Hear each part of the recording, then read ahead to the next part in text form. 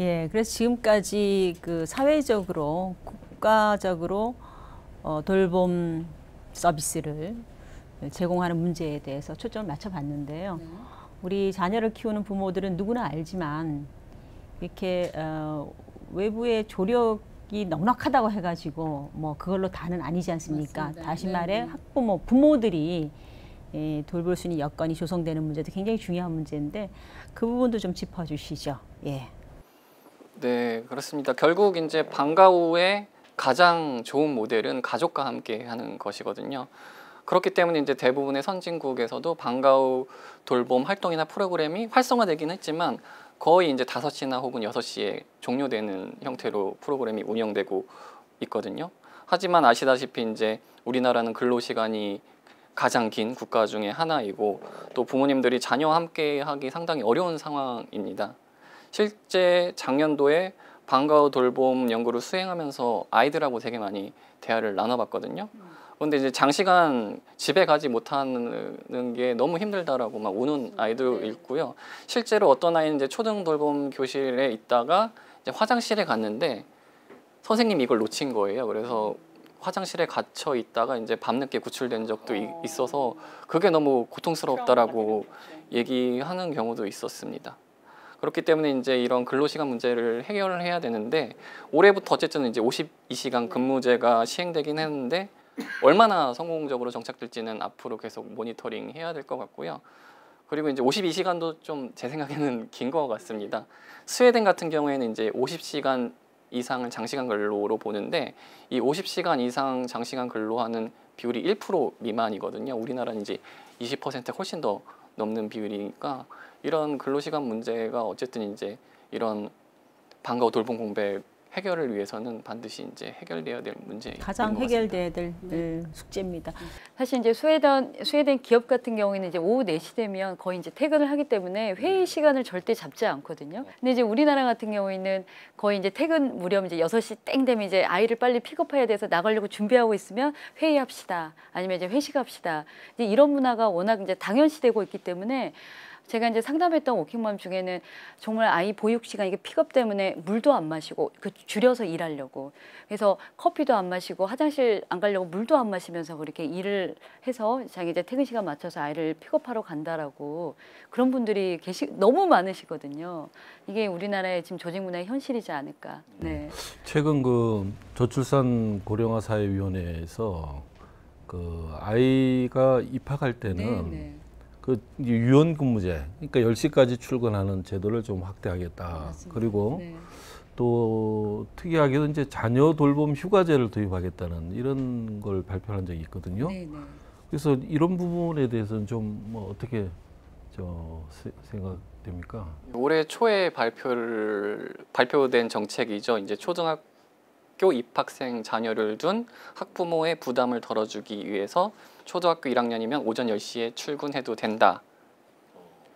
그래서 출근 시간을 오전 10시로 조정하면은 1인당 최대 44만 원까지 지원하겠다라고 발표를 했는데 또 오늘 저출산고령사회위원회에서 또 발표를 한 게 이제 육아기 근로시간 단축 제도를 활성화하는데 이제 근로시간 1시간 단축하는 것, 월 1시간 단축하는 거는 이제 임금 삭감 없이 지원해 주겠다라는 정책을 발표했거든요.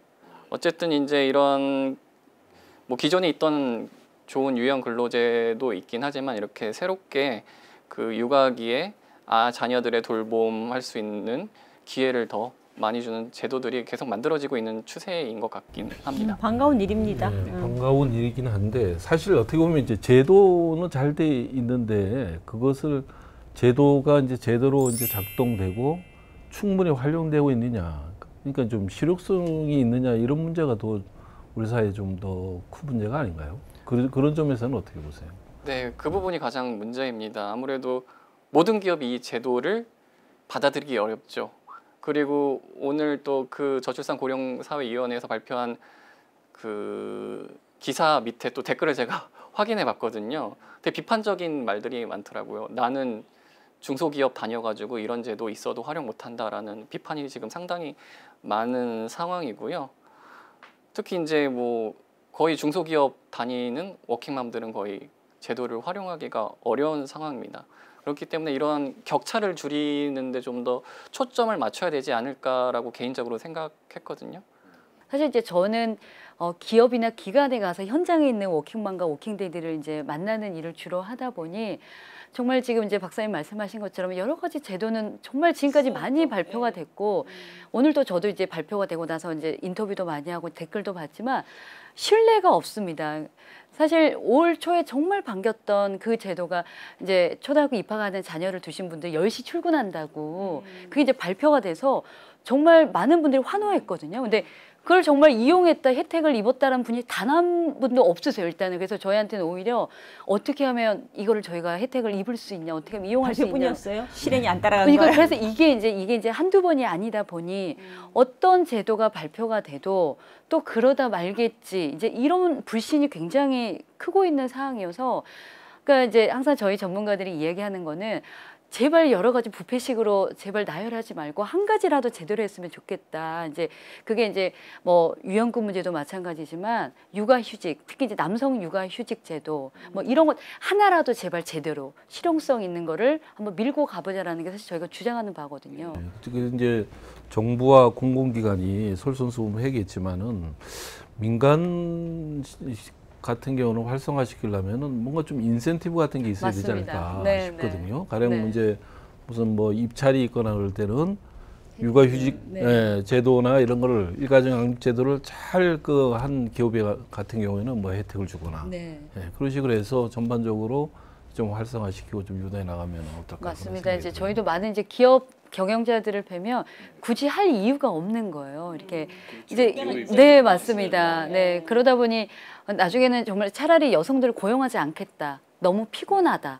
사실 그런 인식이 좀 팽배해 있는 특히 이제 진짜 중소기업이고 소규모 사업장은 이제 여성들을 기피하는 사실 그런 이제 문제점까지 낳고 있거든요. 그러니까 정말 사회적인 인프라도 역시 마찬가지지만 정말 조직 문화가 바뀌어야 되고 조직 문화가 바뀌려면 일단 경영자들의 인식 변화가 가장 먼저 우선시 돼야 됩니다. 그러려면 또 정부에서도 지원까지 인센티브까지 같이 연계가 되지 않을까. 네. 그 지원 그러니까 이런 이제 일가정 양립을 할 수 있기 위해 필요한 이용할 수 있는 그 제도를 잘 운영하는 기업에게 좀 특혜를 인센티브를 주는 건 확실히 필요한 것 네. 같아요. 그렇죠. 근데 이제 기업에서 저희가 이제 경영자들을 만나면 물론 이제 그 금전적인 지원도 굉장히 중요하지만 사실 사람이거든요. 그 자리를 메꿔줄 수 있는 그 이제 사람에 대한 부분이 굉장히 크기 때문에 뭐 인재뱅크 뭐 활용하고 있다는 이야기를 하지만 사실 그런 부분까지 이렇게 금전적인 지원 플러스 인센티브 플러스 이제 사람을 좀 대체할 수 있는 대체 인력들을 좀 이렇게 공급할 수 있는 그런 인프라가 되어야 되지 않을까. 네. 대체 인력, 육아휴직. 예. 그것도 다음 기회에 언제 기획에서 한번 다뤄보도록 하고요.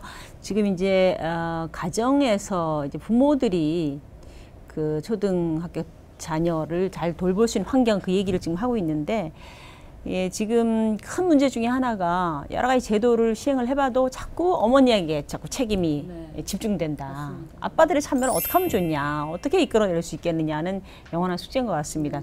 남자로서 되게 뜨끔한 질문이네요.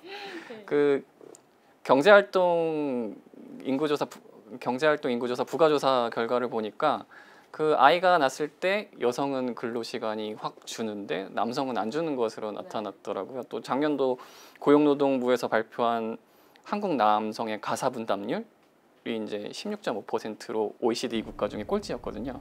그러긴 한데 늘고는 있어요? 네네. 과거보다? 늘었어요? 과거보다는 늘고는 늘어요? 있는데 1위였던 국가가 이제 덴마크인데 덴마크는 거의 43.4%. 그러니까 전체 격차가 가사노동의 네. 거의 반 가깝게. 반 정도를 차지하는 거죠. 그러다 보니까 이제 그 여성들이 일 양육 갈등에 심하게 노출되게 되고 여성의 부담이 지나치게 높아지게 되다 보니까 이제 취업 여성들이 직장을 그만두는 현상 이런 게 계속 악순환의 고리처럼 이어지고 있고요. 이런 어머니에게 양육의 모든 책임을 전가하는 문화가 이제 개선되어야 될 것 같습니다. 저부터 개선해야 될 것 같고요. 근데 뭐가 제일 애로웁니까? 개선이 안 되는데. 아무래도 이제 저도 이제 연구 과제가 많다 보니까 늦게 가거든요. 그러면은 제가 그래도 아침에는 제가 아이를 유치원에 데려다 주겠다라고 해서 10시 출근 신청하셨어요? 예, 7시 퇴근하거든요. 근데 7시 퇴근해서 집에 가면 애들이 이미 다 자고 있어요. 기업에서 워킹맘들 저희가 이제 많이 만나는데 워킹맘들의 분노 대상 1위가 남편이에요. 맞아요. 네네. 시부모도 아니고 친정부모도 네네. 아니고 남편이야. 남편이에요, 남편. 그러니까 이제 남편이 어떻게 어느 정도로 참여하느냐에 따라서 특히 이제 워킹맘들은 이 행복 지수가 굉장히 영향이 있거든요. 근데 저희 이제 아버지 교육을 저희가 이제 9년 동안 기업에 가서 지금 저희가 아버지 교육은 저희가 중요한 사업입니다. 데디 네. 스쿨이라 그래서 실제로 저희가 기업이나 기관에 가서 이제 아빠들 교육하는 프로그램을 저희가 9년 동안 하고 있는데 정말 아빠들도 요즘 인식이 많이 바뀌어서 해야 된다는 건 다 알고 있습니다. 근데 일단은 이제 뭐 여건도 그렇고, 네 맞습니다. 여건도 그렇고 방법을 모르고 또 이제 해도 욕 먹고 아내들한테 그러다 보니 일단 막 칭찬받고 싶은데 나는 한다고 하는데 이제 아내는 이제 충족이 안 되니 자꾸 비난하고 이제 이런 것 때문에 위축이 돼서 안 한다는 부분도 굉장히 많거든요. 그래서 이제 사실 부부가 함께 아이를 키워야 돼서 아빠들도 이런 이제 교육이 좀 활성화가 된다면 더 적극적으로 이제 양육에 또 동참하지 않을까 그런 생각이 봅니다. 그러니까 그래서 저희가 이제 늘 항상 이야기하는 게 남성 육아휴직을 의무화시켜야 된다라는 게 사실 그게 다 이제 연계가 되는 부분이거든요. 그렇죠. 네. 남성 육아휴직은 저희가 또 따로 한번 다뤄봐야 될 것 같아요. 이렇게 오늘 이렇게 그 초등 돌봄의 현실, 어려운 현실, 그리고 또 우리 정부가 지금 하려고 하는 그 여러 정책들에 대한 소개, 뭐 그리고 또 더 나아가서 한국 사회 변화까지 잘 짚어주셨는데요. 말씀 중에 혹시 빠뜨리거나 꼭 강조하고 싶은 게 있으시면 마무리 멘트로 한 번씩 들어보겠습니다. 저희가 뭐 많은 이야기 나눴지만 사실 부모가 아이한테 줄 수 있는 가장 최고의 선물은 부모의 시간이거든요. 멋지다. 네. 네. 그러니까 부모의 시간을 우리가 아이한테 선물해 주려면 사회적인 인프라, 또 조직 문화, 지역 사회 모두가 다 협력해야 되지 않을까. 그래서 아이에게 우리가 부모의 시간을 돌려줄 수 있도록 함께 노력해 보면 좋겠습니다. 네. 저는 되게 현실적인 주제였습니다. 저도 앞으로 이제 초등학교에 보낼 자녀가 3명이나 되거든요. 그 집도 3명? 네네네네. 그래서 아버지로서 항상 고민하고 있던 문제였는데요. 이렇게 이제 같이 해결 방안에 대해서 논의할 수 있는 기회를 너무 감사드리고요. 아무래도 이제 저도 앞으로 닥칠 일이지만 초등학교 1학년에 진입한다는 게 아이는 물론 저한테도 상당히 인생의 변곡점이 될 것 같습니다.